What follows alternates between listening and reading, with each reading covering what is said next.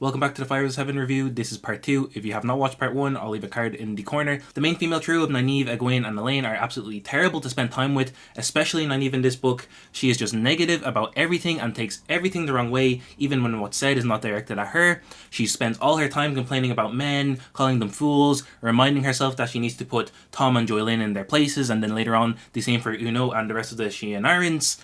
Anything that can be done wrong is done wrong by men, and when Nynaeve does the same thing, it is fine because she can do no wrong and she is an example to all men or all women.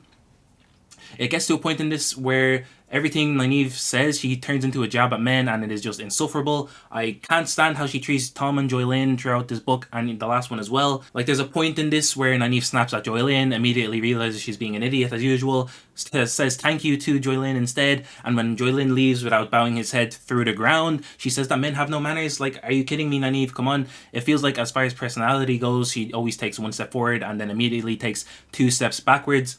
Like, she's so spiteful towards men, she even snaps at Masema of all people because he was making choices for women and he's a man. Like, congratulations, Nynaeve, you're an idiot. I know she's not an idiot, but going off of how she acts in this book, I just can't call her anything else. Nynaeve really just took a dolphin dive from the top of my character rankings in this book. I think at the moment I have the three boys at the top, then beneath them I have side characters like Tom and Loyal, then beneath them I have the gems like Gaul, Joylyn, Egwene, Domon, all those kind of guys, and then below them, right down here, we have Elayne, and then below Elayne, right down here, nice and comfy, we have Egwene and Nynaeve. I know it's part of her character development, part of her character arc to be hypocritical, but Nynaeve's hypocrisy I just could not stand reading in this book. She spends all her time talking about men being incompetents. Like 2 pages later, she doesn't even notice how obviously suspicious Rhonda Macra, the seamstress, is acting. Then she spends half her time together with Egwene talking about how arrogant and sullen-headed Rand is getting, which is just rich coming from both of them. Then, like, what on the next page, Nynaeve is saying that she doesn't need lessons on Elayne Riyadh, and then when Elayne dresses her as a child, she wonders if everyone is forgetting that she dealt with Moghedien. So annoying. Then she does this annoyingly ignorant, it's not fair shit that Egwene done last book, but in this case, Nynaeve was saying that it's not fair that Egwene can travel about Elayne Riyadh while she has to put up with these lectures from the wise ones. And for as much character development as she goes through in this, Nynaeve is still unbearable. Like, there's a part in this where she says that Arena would do good to have her as an example for a couple days. Like, seriously, do you really have such a lack of self-awareness? Then later on she says that if she isn't strong enough to do something, Moghedien probably can't do it either. I see the reasoning, but are you serious? Like, she said both of these things after Moghedien initially messed her up as well. How does she have such hubris by this point in the book? It's just so annoying. Like, I could complain about Nynaeve for hours, really, for everything she done in this book. Like, I can't believe she actually expected to have a hero's welcome in Salidar. That was actual smooth brain behavior, and it showed that she just did not learn at all from how these same expectations were met in The Dragon Reborn. And then I think what Nynaeve said that annoyed me the most out of everything in this book was that she said that defeating the Black Aja in Tanchico was entirely the doing of her and Elayne. I could not believe she said this. The disrespect to Tom, Joylyn, and Domon is insane. My jaw actually dropped when she said that. It is important to recognize why Nynaeve is the way she is, though. She was Emmonsfield's youngest wisdom, and she had to grow up proving herself to the village council as well as the women's circle. Does this excuse her behaviour for me in this book, though? Absolutely not. She sucks, and knowing why she does not make it any more enjoyable to read her POVs. In this book, though, I have to admit, she does have the best character development I think any character has gotten in a single book so far. And as far as characterization goes, I'd say she has the best arc in the series so far as well. She's mainly dealing with humility and depending on others, and then after her initial run-in with Moghedien, she's dealing with cowardice and bravery as well. The main formative moments for Nynaeve in this were being captured by Rhonda Macra, being put down by Egwene, and both of her run-ins with Moghedien. These, in combination with just general interactions with Tom, Joylyn, and Valan Luca throughout the book, led to some incredible character development. She learns that she shouldn't always try to put on airs and hide her shortcomings, and she also learns that she should move forward with determination rather than be fueled by a foolish pride, while also dealing with her temper as she has been throughout the rest of the books. As much as I couldn't stand her for the first 3 quarters of this book, during the final quarter I really did start to enjoy her POVs a lot more. When she does start to actually grow, it's great to see, like when she had a rematch with Moghedien and she's able to keep her wits about her and figure out that Moghedien is with them in Saladar, and then she tricks Moghedien with the fork route. That was really good. But what I really loved was that after Moghedien was dealt with, she didn't try to paint a better picture, and she admitted to Birgitte that she was scared and that she did think of abandoning Birgitte there at some point. I assume Moghedien is one of the women that came with them from Ghealdan to Saladar. The last one I would expect is Marigan because she has kids with her, so I am assuming Moghedien is actually Marigan and that Moghedien has just used compulsion on the 2 kids. But Smiko, what about the social commentary? The way women treat men and the way they think about men is social commentary on how women have been treated in our own world. I'm aware of this, guys, I appreciate it, but I just can't enjoy social commentary when instead of social commentary, it's social grabbing you by the back of the head and shoving your face in it until you suffocate. There is such a thing as overdoing it, and Jordan most definitely does that with Nynaeve in this. There's a really easy solution to my dislike of Nynaeve in this: make the book shorter. It is really that simple, that's all that had to be done. Siuan is what I consider to be the Nynaeve of that other trio. Siuan did not annoy me at all in this book because we got what we needed from Siuan. We did not get anything excessive and redundant. That was a complete waste of time. I feel like people are going to go into the comments and tell me that I should know better because this is a 14-book slow burn of gradual character growth. Yes, I know this, guys, but Nynaeve is just too much in this regardless. I just could not enjoy it. Speaking of waste of time, the menagerie. If somebody asked me to go to a circus within the next 5 years, I could very well punch them in the nose. I really liked Valan Luca a lot. I hope and I'm sure that he shows up in later books, although I am getting pretty sick of love triangles and squares in this. Rand's harem is bad enough. I do not need a love triangle of Nynaeve choosing between Lan and Luca. I do not need a love triangle of Egwene choosing between Gawain and Galad. And if Elayne is staying around, I guess that's another triangle, although at least that one I think I would be somewhat interested in. The menagerie itself was the first time in the series I found myself skimming. I did not read anything about any of the performances. There was just way too much time spent with the menagerie. On the bright side though, we did get to see Eludra again. I guess it was cool seeing that she's getting by okay herself. Something I want to talk about from Nynaeve and Elayne's arc. Rhonda Macra sent a second letter off after the one she sent to Tar Valon, but this one headed west. She was pretty vehement about not being a dark friend and everybody believed her, so I'm guessing that she actually sent this to High Lady Sarot because we know from the last book that she is in Tremalking at the moment, and unless my Wheel of Time geography knowledge is failing me, Tremalking is to the west of where they were in this book. I wouldn't be surprised if somebody in Nynaeve's presence was a Seanchan spy or something. Avi Shandar, the guys whose house Rhonda Macra was using to send notes, he sent another letter in a different direction. Not too sure where this could have been. Maybe he's an actual dark friend and it went to a Forsaken or something. I'm really not too sure. I think the Seanchan have more of a presence on the land than we've been shown so far because... was this book or the last book? I can't remember. I think it was last book. There was a good amount of Rakers mentioned the Seanchan ships, or the Seafolk ships, sorry. So I think there might be a fair amount of Seanchan on the continent waiting in preparation. During this book, Nynaeve quickly became my least favourite character in the series. Yes, I liked her even less than Egwene, but Egwene being Egwene said, no, don't forget about me, don't forget how much you hate me.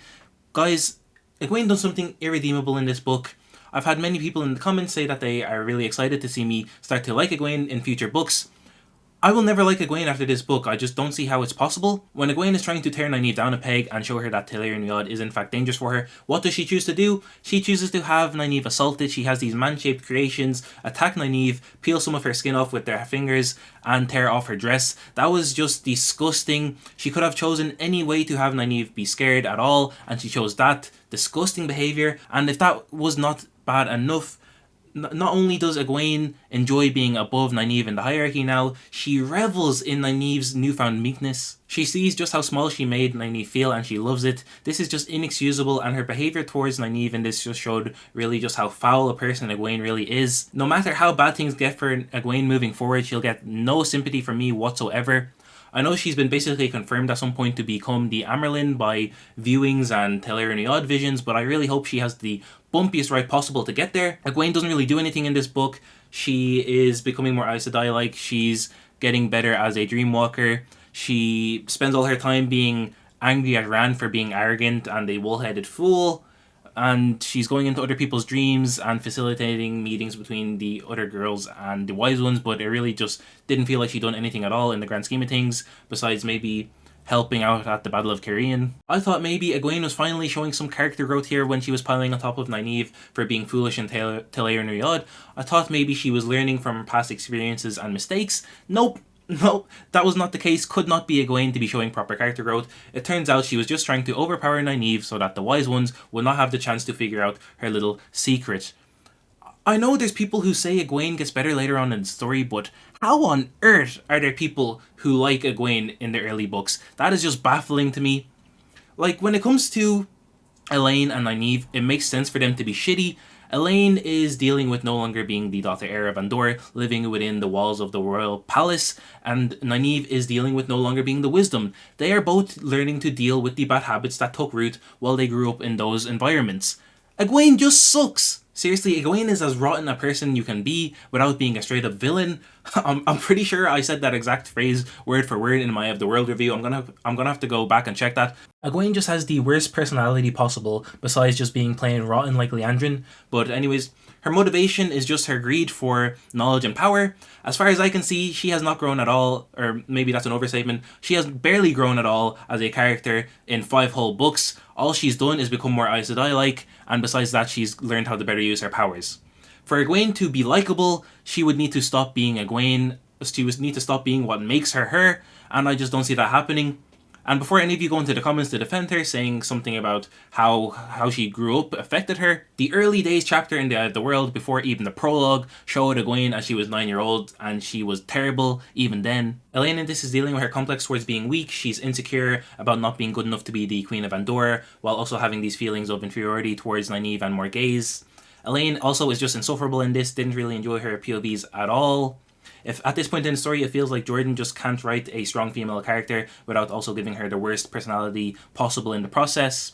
In my last review I mentioned how if Elayne keeps saying she's the daughter heir of Andor, I was going to freak out. In this book instead she decided to constantly raise her chin and look down her nose at people, and it was just infuriating. It was every time she made an appearance in this book, I think she'd done it at least once. I'm not even going to talk about the stuff with Tom. It was weird. There was too much time spent on it. I understand the purpose. She has her complex towards Morghese that Nynaeve was talking about. But anyways, the 3 girls in this, they just really suck personality-wise. Can't enjoy any time spent with them. I don't understand how they have friends. I don't understand how the 3 of them are friends with each other. And, you know, it actually makes sense thematically that there was a menagerie in this and that we spent so much time with them, because all 3 of the girls are absolute clowns. They are the 3 stooges, dumb, dumber, and dumbest. They are the 3 time wasters. Like, there's a point in this where Elayne is trying to boss around Sarandon, and then after she gets just tossed around by Sarandon in response, she goes to Brigitte and says that she was just trying to take care of Sarandon because she's Sean-Chan, and if the wrong person found out, she could get in trouble. Maybe just say that to Sarandon then, you fucking dunce. Oh god. Then she has this shit in her mind about bonding Rand. Excuse me, are you high, Elayne? Been having a smoke at the back of the wagons with the Chavanas, have we? Like, where is she going thinking she's bonding the Dragon Reborn? She's insane. If that actually happens, I'll be furious. Another issue that completely plagued everything to do with the 3 girls, even Swan and the others, is that their arcs are riddled with catfights and bickering. Yet another needless and repetitive occurrence that could have been completely removed from the book, save a few instances. The female characters in this are just so concerned with the power dynamic between them, and it was just so petty and vindictive, and I just didn't really care for any of it. The only character I didn't really mind it from is Swan, because Swan has just stopped being one of, if not the most powerful person in the known world.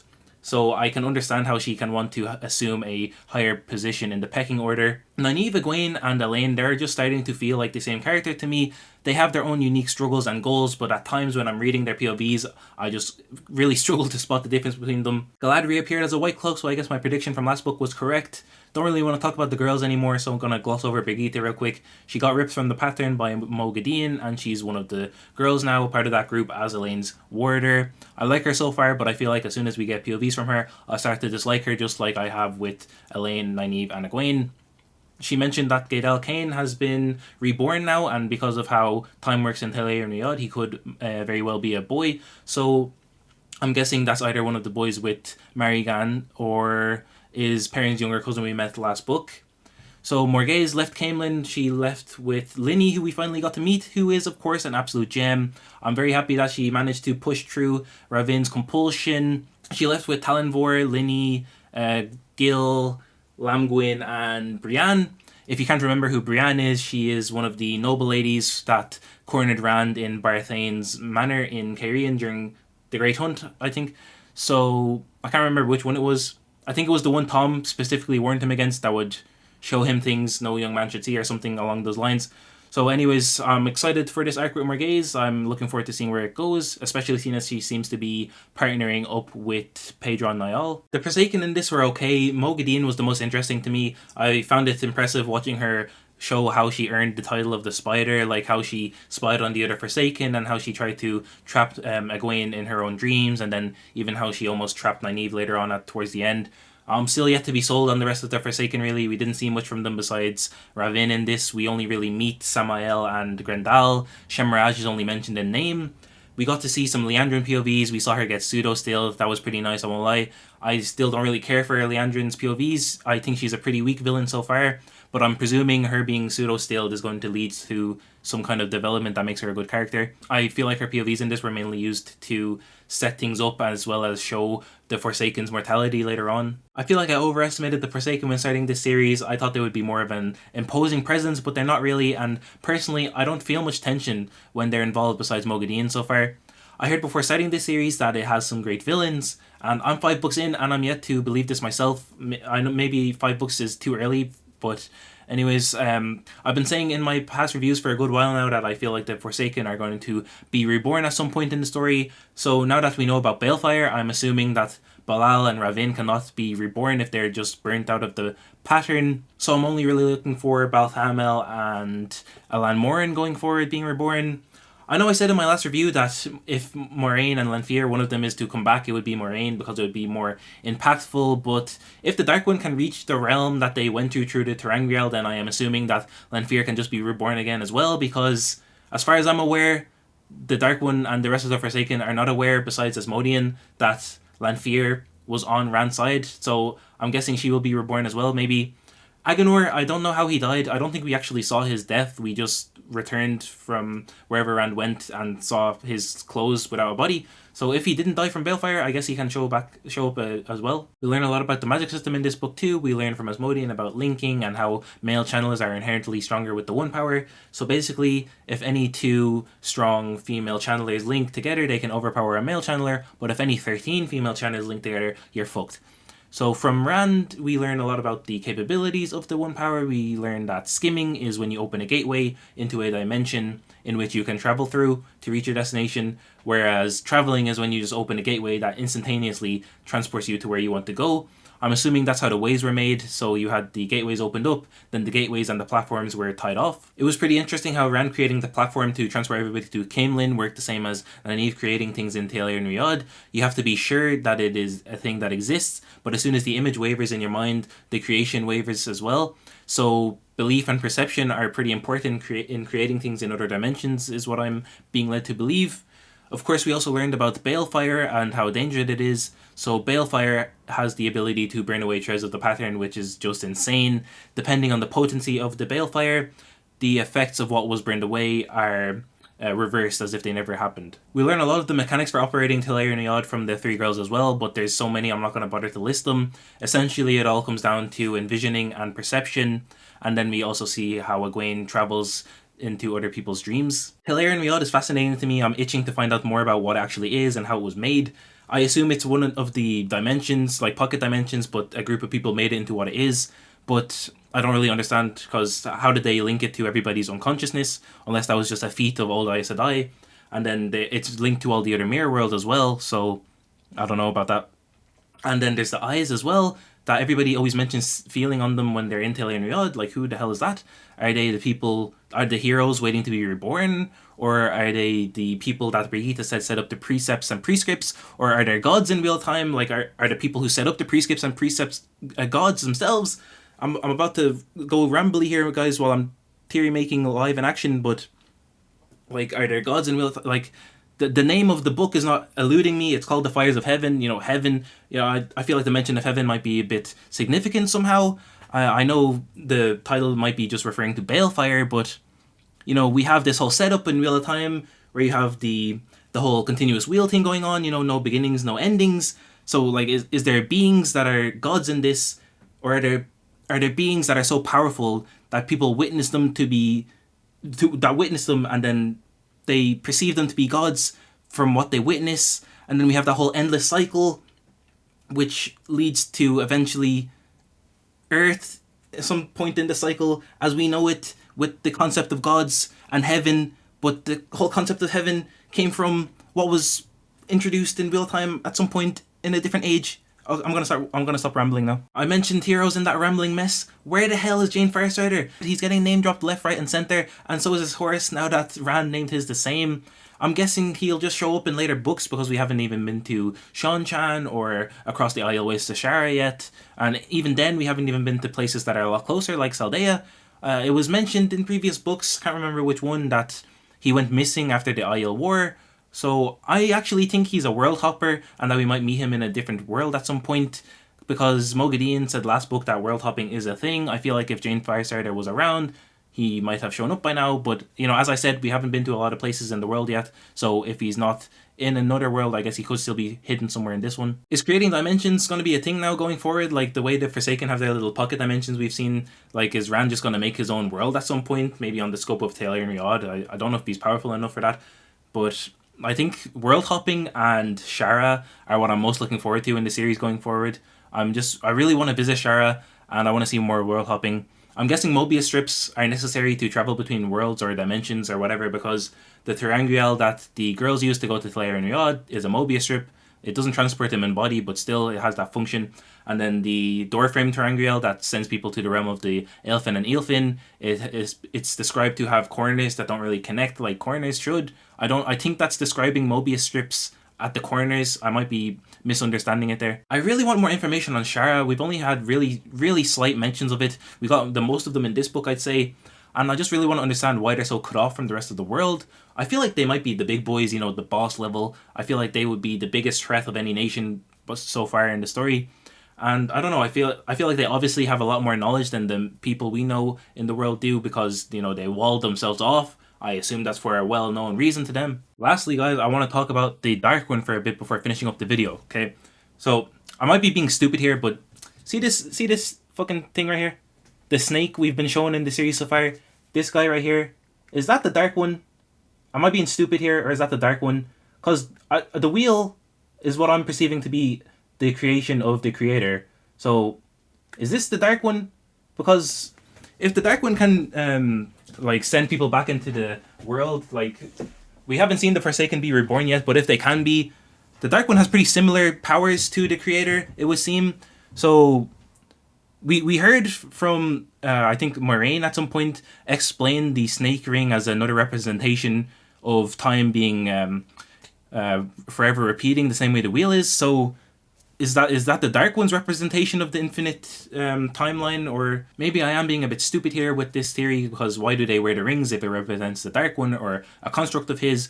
But, you know, Corianne Nadil's notes in the Dragon Reborn said that there was an ancient secret that the world was not ready to hear yet. They couldn't handle it. I mean, if the people of the world originally followed the Dark One, I think that's a pretty big secret to be keeping. And it would also explain why they have the serpent rings. Another thought I had, is the Dark One how people like Perrin and Matt have powers without touching the true source and the one power itself?